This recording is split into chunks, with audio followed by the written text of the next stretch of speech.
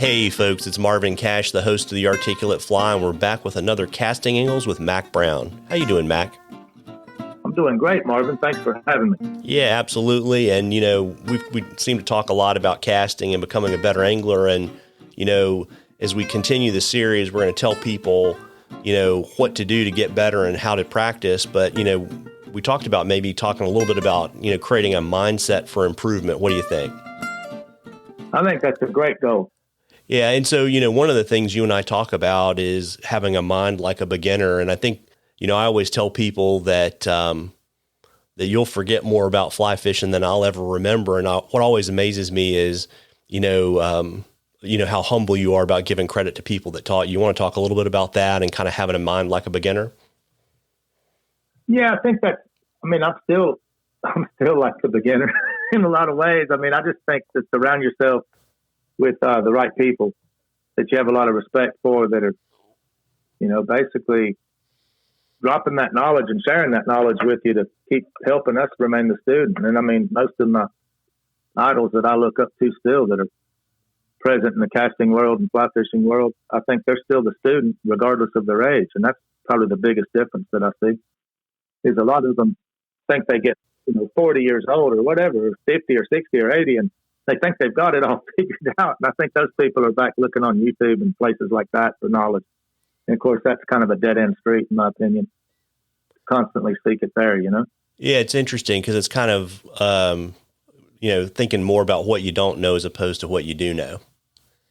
That's right. That's kind of the way I like to think about a lot of these topics. And, and I think that's part of the biggest thing that we see during the week-long schools even is it's a lot of times people looking for a singular answer, a singular approach for something that's really a complex problem. And I think that's, we're all guilty of that. We've all asked those questions too over the years. But I think that's a real common thing that we see, basically not changing and looking at it from a lot of different keyholes. In other words, something that's complex and they look through one little window instead of realizing there might be 20 windows that affect what we're talking about. And I think that's not trying to complicate it. It's just that to really start seeing it more clearly, you kind of have to look through all 20 windows for the same approach. You follow me? Yeah, it makes a lot of sense. It's kind of one of the reasons, like I always tell people to try to read as many different books by casting instructors as they can, because everyone has a little bit of a different take, and, maybe one take clicks with you a little bit better than another one. Right. Yeah, I'd say that's true. I think that a lot of times they might use a little different verbiage, but what they're trying to get across is, I think a lot of the stuff is very universal. Yeah. And I know kind of one thing kind of related to that, and it's a trap I know I fall into, is, at the end of the day, no one really cares how long you've been fly fishing. Right. Right. So, thinking that like I've been fly fishing for 25 or 30 years doesn't mean that, that particular task, or you can't learn more. Right.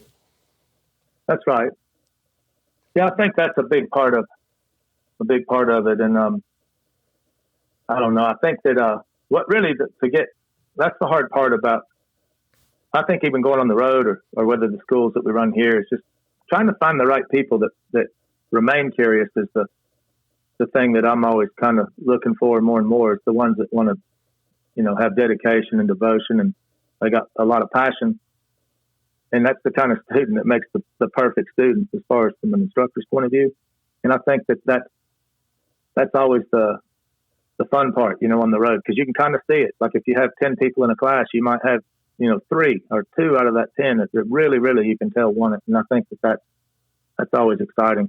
Both ways, Yeah, it's interesting you talk about curiosity, because I kind of have that conversation with my boys a lot about, caring about something and being curious to learn about it. And, I'm pretty agnostic about what that thing is. Like I really like fly fishing, but I was like, just pick something and be a lifelong learner, right? That's right. Yeah. Yeah, I think that's it. And I thought of a good quote from a buddy in London that I talk with a lot during the year, and a guy named Mark Surtees. And I like this. I use this a lot during the school. When we first meet people, and the first day we talk about first attempt in learning. We're going to have some ups and downs like a roller coaster. I mean, they're going to have to fail some to appreciate, when they get it right. If it was that easy, well, that's another sidekick story, but that's another thing you'll see a lot on YouTube. And of course, that makes me cringe as long as I've been in there, because if it was so easy, then I don't know, to get to where you want to be, I think there's no way to hack into that. Is what I'm trying to say. You're going to have to put some time into anything like that. So that's what I've been trying to, teach my kids. But this quote that Mark did is really good, I think, for a lot of folks. And he said, learn to close the gap between imaginary perfection and imperfect reality by practicing between education to execution of the fundamentals. And I think, a lot of people skip right over that and just jump right into exotic destinations and pay a lot of money to go to exotic places, and they're still a total rank beginner. Back to what you said, doing it 20 years was still the same crap that they started with. And that doesn't sound like a bowl of cherries to me. Yeah, it's interesting too, because it kind of segues into kind of a related topic, which is, learning how to accept feedback, right?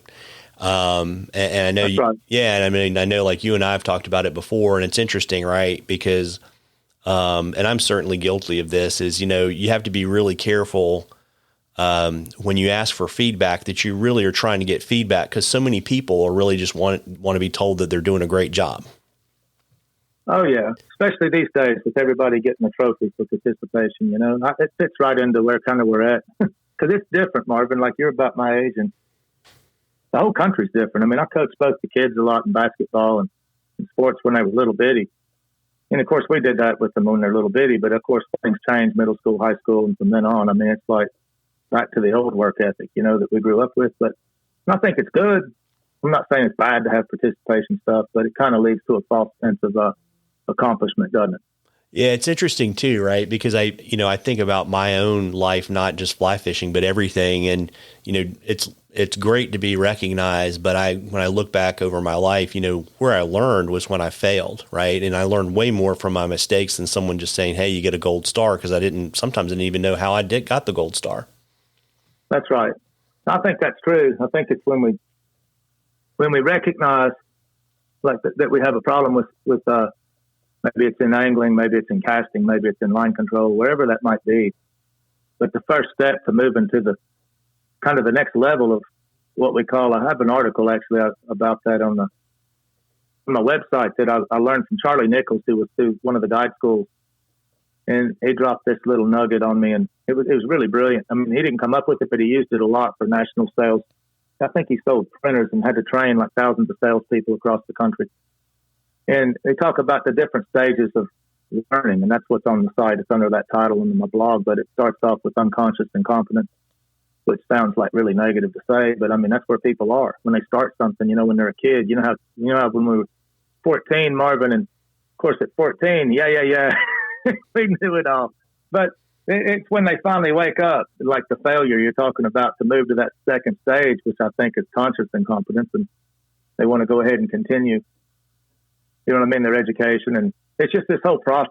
And I think that process of those 4 stages, and of course the final one being like flow state, kind of like Tiger Woods would play back when he was playing golf well, is his unconscious competence, where you don't have to think about what you're about to do. You just do it.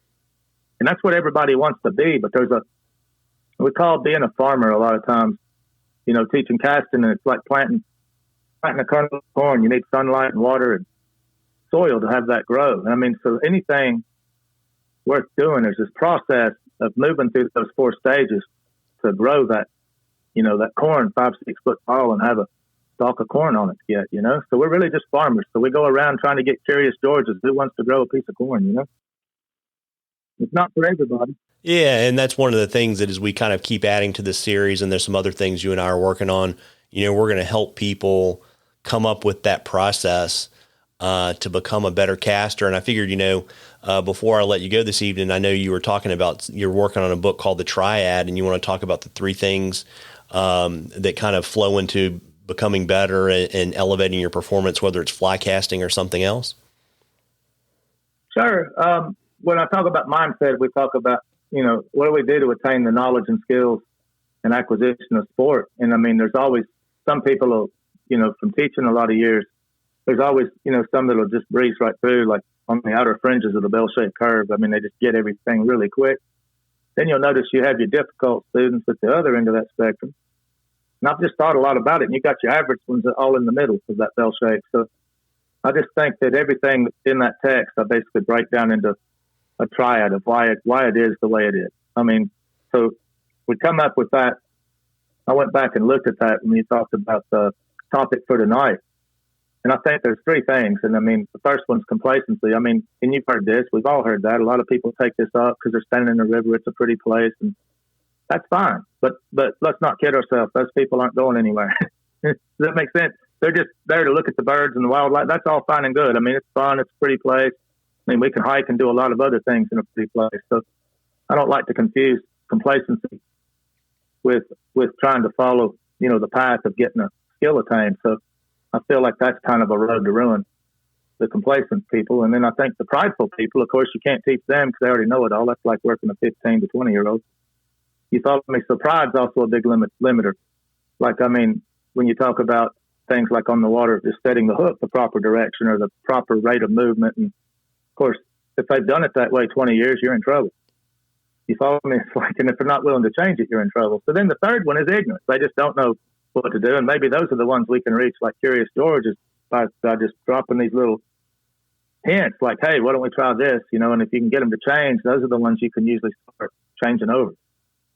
Yeah. It's almost like we came full circle, and we'll just end up for this session just saying, try to have a mind like a beginner every time you go out.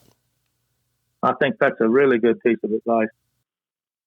To come away with something new, to try to come back with something new or something to ponder every time you go out. And it's like, that comes from observation. It comes from being critical of your actions and what you did well and what you did poorly. I mean, how you did your time management. What water did you fish? Did you stay on the same spot all day? I mean, we could write a book about mistakes, but my point is they have to go back and honestly look at what occurred. You follow me? And because going out, everybody's at their numbers. The stages, you always hear that story.